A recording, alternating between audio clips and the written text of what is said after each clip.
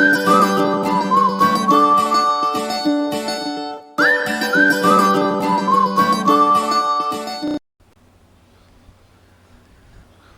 बार फिर से आप सभी का बहुत स्वागत है इस चैनल में। यहाँ पर हम लोग नेशनल इनकम के जितने भी थ्योरेटिकल क्वेश्चन हैं इसमें से ज़्यादातर को यहाँ कवर करने की कोशिश करेंगे। न्यूमेरिकल के लिए एक अलग वीडियो बना दिया जाएगा। तो बिना किसी देरी को हम इस क्वेश्चन को शुरू करते हैं। कह रहा है define the problem of double counting. Double counting की समस्या के बारे में बताइए in the computation of national income. National income को कंप्यूट करते समय आगे कह रहा है स्टेट एनी टू अप्रोच, कैसी ऐसे दो अप्रोच को बताइए जिससे इसे करेक्ट किया जा सके, इस प्रॉब्लम को, डबल काउंटिंग की प्रॉब्लम को करेक्ट किया जा सके। तो हमें पता है कि the problem of double counting arises when the value of some goods and services are counted more than once. मतलब किसी गुड्स और सर्विसेज को एक से अधिक बार अगर काउंट कर लिया तो डबल काउंटिंग की प्रॉब्लम होती है। जैसा कि मैंने बताया था आप लोगों को कि मान लीजिए 5 रुपये का कोई बीज खरीदता है और उसको 10 रुपये में बेच दे रहा है किसी दूसरे व्यक्ति को। तो जब 5 रुपये में खरीदने वाले ने 10 रुपये बेचा तो इसमें 5 रुपये अपने बीज खरीदने की लागत लगाया प्लस 5 रुपये अपना प्रॉफिट जोड़ा। ठीक है, इससे बन गया कपास। अब कपास को 10 रुपये में बेच दिया गया। इस कपास से बनाया गया कपड़ा और कपड़े को 20 रुपये में बेचा गया। जब कपड़े को 20 रुपये में बेचा गया 10 रुपये अपनी लागत लगी ये वाली प्लस 10 रुपये प्रॉफिट मान लेते हैं। इस कपड़े का शर्ट बन के बिका 25 रुपये में। ठीक है, अब जब 25 में बिका तो 20 रुपये अपनी लागत प्लस 5 रुपये प्रॉफिट जोड़ा गया। आप यहाँ पे देखो इस 25 में ये 20 इंक्लूडेड है, इस 20 में ये 10 इंक्लूडेड है और इस 10 में ये 5 इंक्लूडेड है। यानी कि इस फाइनल वैल्यू में बाकी सारी वैल्यू इंक्लूडेड है। लेकिन अगर हम इसको जोड़े ऐसे 25 प्लस 20 प्लस 25 प्लस 10 तो हमको पता चला ये तो टोटल 60 रुपये हो गया। लेकिन असल में इसकी वैल्यू कितनी आ रही है? 25 रुपये। यही है प्रॉब्लम ऑफ डबल काउंटिंग। अगर हम फाइनल वैल्यू को काउंट करने के बजाय अगर इन सारी वैल्यू को काउंट करना शुरू कर देंगे तो अपना मामला गड़बड़ हो जाएगा। ठीक है, आइए देखते हैं। तो यही बात यहाँ पे लिखा हुआ है कि प्रॉब्लम ऑफ डबल काउंटिंग कब होता है? जब हम किसी एक चीज़ को एक से अधिक बार काउंट कर लेते हैं नेशनल इनकम में। तो इसको अवॉइड करने के दो तरीके होते हैं, दो वेज बता रहे हैं अवॉइड करने के। पहला है कि डिडक्ट कीजिए नेशनल कंजप्शन इंटरमीडिएट कंजप्शन को from the value of output. अब ये जिन लोगों को नहीं समझ में आ रहा है बहुत दिक्कत की बात है भाई, समझ में आना चाहिए।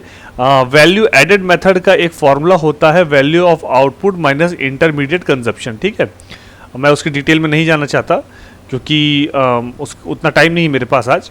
तो उसका जो क्वेश्चन होता है value of output minus intermediate consumption. ठीक है, इससे आंसर निकलता है वैल्यू एडेड। ठीक है, तो एक तरीका तो ये हो गया। दूसरा तरीका होता है कि फाइनल वैल्यू के लिए जैसे मैं बताया था कि 25 रुपये की वैल्यू जो आ रही है वही लिया जाए, तो आपका ये काम भी यहाँ पर हो जाएगा। ठीक है, चलिए अगला क्वेश्चन देखते हैं। अगला क्वेश्चन कह रहा है कि ग्रॉस डोमेस्टिक प्रोडक्ट यानी GDP does not give a clear indication of economic welfare. Economic welfare एक कंट्री में हो रहा है कि नहीं, ये जीडीपी इसका सही चित्रण नहीं करता। आइए एक चीज समझते हैं। मान लीजिए 3 देश हैं, एक है ए, एक कंट्री है ए, एक कंट्री है बी और एक कंट्री है सी। जो ए नाम की कंट्री है यहाँ 500 रुपये कमाए जाते हैं और रहने वाले हैं 5 लोग। जो बी नाम की कंट्री है यहाँ भी 500 रुपये कमाए जाते हैं और रहने वाले हैं 10 लोग। और जो सी नाम की कंट्री है यहाँ 5000 रुपये कमाए जाते हैं और रहने वाले हैं आप मान ले 500 लोग। ठीक है, 500 लोग। ठीक है, ये चलिए 5 शेयर कर देते हैं। तो आप बताइए ए में एक आदमी के पास 100 रुपये है, बी में एक आदमी के पास 50 रुपये है, सी में है तो बहुत इनकम 5000 लोग है लेकिन सभी के पास पर कैपिटल इनकम 1 है। यानी कि हम इस बात को समझ सकते हैं अगर किसी देश की पॉपुलेशन ज़्यादा है, जैसे यहाँ 5000 रुपये भले कमाया जा रहा है या 5000 लोग हो गए तो पर कैपिटल इनकम कम हो गई। जैसे हमारे देश को देख लें, भारत में 140 करोड़ लोगों की आबादी है और हमारा देश ब्रिटेन जैसे देश से भी ज़्यादा पैसा कमाता है, लेकिन हमारी पॉपुलेशन ज़्यादा होने के कारण पर कैपिटल इनकम बहुत कम है हमारी। ठीक है, तो हम गरीबों में गिने जाते हैं। ठीक है, दूसरी बात कि मान लो अंबानी साहब की इनकम बहुत ज़्यादा बढ़ गई तो इससे देश की जीडीपी तो बढ़ जाएगी लेकिन आम आदमी को बहुत ज़्यादा असर इससे नहीं पड़ने वाला है। तो यहाँ पर ये पहला पॉइंट लिखा है कि non monetary exchange of services to housewife की एक तो हाउसवाइफ को पैसा नहीं मिल रहा, एक तरीका ये हो सकता है कि सीधे जो है इकोनॉमिक एक्टिविटीज से सीधे कोई बेनिफिट नहीं होता लोगों को, एक ये माने तो, और इनकम डिस्ट्रीब्यूशन, ये 3 चीज़ें हमने मान लिया। पॉपुलेशन से भी एक कारण पड़ सकता है। तो हाँ, हमारा आंसर होगा कि डज नॉट गिव, यहां पे क्वेश्चन पूछा डज नॉट गिव, तो हमारा आंसर होगा यस। कोई भी गिवन स्टेटमेंट को मैं डिफेंड कर रहा हूं क्योंकि जीडीपी में not take into the account, सीधे नहीं लिया जा सकता, क्योंकि बहुत से ऐसे कारण हैं जिसके कारणों से हम ये समझ सकते हैं कि जीडीपी बढ़ने का मतलब देश का जो है इंडिविजुअल इकोनॉमिक वेलफेयर बढ़ रहा है देश का, ये मानना मुश्किल है। हो सकता है केवल कुछ एक आदमी बहुत अमीर से 4 गुना अमीर हो गए हैं, तो उस एक आदमी की इनकम बढ़ी, देश की थोड़ी जीडीपी बढ़ी, पर आम आदमी की इकोनॉमिक वेलफेयर में कोई असर नहीं पड़ा।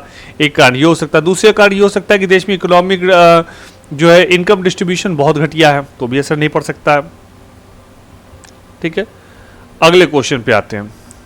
अगला क्वेश्चन कह रहा है कि हायर जीडीपी का मतलब means greater per capital availability of goods and in the economy. Do you agree with this statement? पहले ही क्लियर में हो जाना चाहिए कि अभी थोड़ी देर पहले समझा हमको ये इससे एग्री नहीं करना। नो, हम इस बात से बिल्कुल एग्री नहीं करते। Give a valid reason in support of your answer, already मैंने दे रखा है। अच्छा, एक बात ध्यान रखिएगा, इस तरह के क्वेश्चन में अगर कोई भी रिलेवेंट रीजन नहीं लिखा गया है, कोई भी रिलेवेंट रीजन नहीं लिखा गया है तो नंबर नहीं मिलता है। इस बात को ध्यान रखिएगा, रिलेवेंट रीजन लिखना पड़ता है। अगला है क्वेश्चन, बोर्ड का आया हुआ है क्वेश्चन है कि explain the meaning of real gross domestic product और नॉर्मल ग्रॉस डोमेस्टिक प्रोडक्ट। देखो, बुक अगर आप उठाओगे तो इस तरह के क्वेश्चन का सीधा सीधा आंसर निकला हुआ है। Real gross domestic product measure करता है as the product of current year output, जिसको बोलते हैं Q1 of final goods and services and their current year price. यानी कि आपका नॉमिनल जीडीपी का मतलब क्या होता है? Q1 और P1, price of current year और क्वांटिटी ऑफ करेंट ईयर। जबकि रियल जीडीपी का मतलब क्या होता है? इसमें मेजर किया था product of current year Q1 with their base year price यानी P0। तो यहां पर क्या हो गया? Q1 P0। ठीक है, इसका एग्जाम्पल यहाँ पे दिया हुआ, आप देख सकते हैं। केवल यही एग्जाम्पल देने की जरूरत नहीं, आप किसी भी अदर एग्जाम्पल से काम चला सकते हैं। फिर मुझे लगता है ये इस पूरे आज के क्वेश्चन में सबसे आसान क्वेश्चन है। वैल्यू एडिशन क्या होता है, जीडीपी क्या होता है, फ्लो वेरिएबल्स क्या होता है, स्टॉक और फ्लो होता है ना। जैसे मान लीजिए एक पानी की टंकी है, इस पानी की टंकी में 500 लीटर पानी आता है, तो एक पॉइंट ऑफ टाइम पे, इसके पॉइंट ऑफ टाइम पे, ठीक है, जो हम कर लेते हैं उसे बोलते हैं स्टॉक। ठीक है, जिस चीज को हम पॉइंट ऑफ टाइम पे कैलकुलेट कर ले उसे क्या बोलते हैं? स्टॉक। और मान लेते हैं कि इसमें एक नल लगा है जो दिन भर में पता नहीं कितना पानी निकाल दे रहा है, और हमको अब काउंट करना है कि 10 बार पानी भर गया और 10 बार पानी का टंकी खाली हो गया। तो इस केस में क्या होगा? हमको पीरियड लेना पड़ेगा, इस टाइम से इस टाइम के बीच में कितना पानी निकला, तो पीरियड ऑफ टाइम फ्लो होता है। ठीक है, income from property and entrepreneurship, कोई बहुत ऐसा कठिन क्वेश्चन इसमें है नहीं। वैल्यू एडिशन का मतलब क्या होता है? Value of output over expenditure को देखा था ना। वैल्यू एडिशन का फॉर्मूला क्या होता है? फॉर्मूला बस अप्लाई कर दो, value of output minus intermediate consumption. GDP क्या होता है? Money value of all final goods and services produced in the economic during and accounting year. एक साल के अंदर अंदर जो भी चीज देश में बनाई गई है सबकी वैल्यू। फ्लो वेरिएबल क्या होता है? इकोनॉमिक वेरिएबल जिसके अंदर मेजर किया था पूरे एक over a period of time, मैंने पहले बता रखा है, जैसे नेशनल इनकम हो गया, मनी क्रिएशन हो गया, ये सारी चीजें। Income from property and entrepreneurship are income earned by property owner, it include rent, royalty, profit, interest. अच्छा, ये रेंट, रॉयल्टी, प्रॉफिट, इंटरेस्ट किस चीज में आता है? ऑपरेटिंग सरप्लस में आता है, याद रखिएगा, इनकम मेथड में। ठीक है, ये आ गया। और इसके अलावा भी कोई आप वैलिड डेफिनेशन दे सकते हैं, जरूरी नहीं कि यही डेफिनेशन सही है, इसके अलावा भी अगर आप कुछ कह रहे हैं तो डेफिनेशन सही हो सकती है। इसके अलावा कह रहा है डिस्टिंग्विश कीजिए, अंतर बताइए बिटवीन फाइनल गुड्स और इंटरमीडिएट गुड्स में। मैंने क्लास में 10 बार बताया होगा कि किसी भी गुड्स को देख करके हम उसको नहीं बता सकते कि वो इंटरमीडिएट गुड्स है कि फाइनल गुड्स है। केवल एक चीज़ है जिसके हिसाब से हम अंतर कर सकते हैं, उसे बोलते हैं उसका use.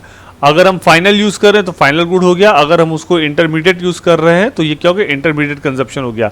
Final goods are those goods which are used इधर for final consumption of the investment. पहले बात तो फाइनल कंजप्शन के लिए किया जाए, चाहे परचेज किया हो फूड अपने घर के लिए, ठीक। बस ये इंटरमीडिएट कंजप्शन क्या होता है? वो गुड्स होते हैं जो या तो फर्दर प्रोडक्शन के लिए बनाए गए हों या फिर रीसेल के लिए बनाए गए। बहुत आसान क्वेश्चन था ये। और लास्ट क्वेश्चन की ओर आते हैं, आज के इस वीडियो के लास्ट क्वेश्चन की ओर आते हैं। ऐसे बहुत से थ्योरी के क्वेश्चन अभी अगले पार्ट्स में और आते रहेंगे। इसमें लिखा है इफ इन ए लोकेलिटी एक नया पार्क बनाया जाता है, a new park is developed by municipal corporation, it will have externalities both positive और निगेटिव, कुछ इसके प्रभाव पड़ेंगे, दोनों के बारे में बताइए। देखो अच्छे प्रभाव के बारे में पहले बात कर लेते हैं कि आपके जो है हेल्थ को इम्प्रूव करेगा, ठीक है, एफिशिएंसी को बढ़ाएगा पार्क में। और दूसरा अगर निगेटिव एस्पेक्ट की बात करें तो निगेटिव ये हो सकता है एंटी सोशल एलिमेंट आ गए, कुछ ऐसे निगेटिव तत्व आ गए, तो ये कारण सकता है। इसके अलावा अदर भी आप रीज़न दे सकते हैं। इसके अलावा भी बहुत से ऐसे क्वेश्चन हैं जिसमें हम लोग बात करने वाले हैं, पर फिलहाल इस वीडियो को हम यही रोक रहे हैं। बहुत जल्दी हम लोग इसके और भी रिलेटेड क्वेश्चन लेके आएंगे। तकरीबन मैंने कुछ 45 क्वेश्चन ऐसे हाईलाइट कर रखे हैं, ठीक है, न्यूमेरिकल और थ्योरी मिला करके। तो न्यूमेरिकल और थ्योरी मिला करके 45 ऐसे क्वेश्चन जिनका अगर आप प्रैक्टिस कर ले तो बोर्ड में पर श्योर है कि 10 में से आपका जो नेशनल इनकम में से 8 आने से आपको कोई रोक नहीं सकता, लेकिन 10 में से 10 भी ला सकते हैं, डिपेंड करता है आप कितनी प्रैक्टिस करते हैं। रोक नहीं सकता। अब ऐसा कोई बच्चा है जो पढ़ेगा ही नहीं और कहे बस वीडियो देख लें और काम हो जाएगा, तो ये पॉसिबल नहीं होता। मैं इंसान की औलाद हूँ, सरस्वती जी मैं खुद नहीं हूँ कि कोई मेरे सामने बैठ जाए तो मैं उसको पढ़ा दूँ, आपको पढ़ना खुद पड़ेगा। Thank you.